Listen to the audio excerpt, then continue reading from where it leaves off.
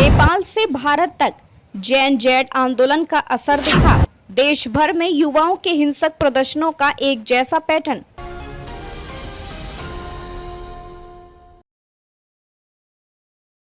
देश में युवाओं के आंदोलनों की झड़ी सी लगी है। पहले कानपुर, लखनऊ, बरेली, नागपुर और हैदराबाद, उसके बाद लेह लद्दाख और अब उत्तराखंड के काशीपुर और देहरादून। हर जगह का पैटर्न लगभग एक जैसा है। सवाल यह है कि क्या यह सब महज संयोग है या फिर सोची समझी रणनीति, जिसके जरिए सरकार को घेरने और युवाओं को मोहरा बनाने की कोशिश की जा रही है। सरकार ने साफ कर दिया है कि अराजकता फैलाने वालों पर कोई ढील नहीं दी जाएगी। एजेंसियां साजिश की तह तक जाने में जुटी हैं।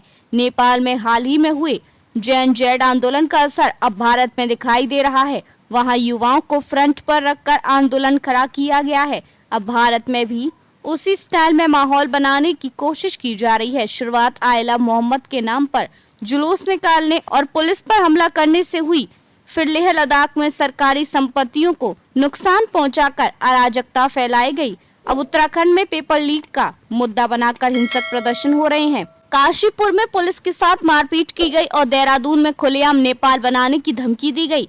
आजादी के नारे लगाए गए। हिंदू आस्था को भी टारगेट किया गया। नारेबाजी का पैटर्न भी हर जगह एक जैसा दिखा। कहीं वोट चोर गद्दी छोड़ तो कहीं पर पेपर चोर गद्दी छोड़। साफ है कि मकसद केवल गुस्सा दिखाना नहीं बल्कि सरकार को अस्थिर करना है।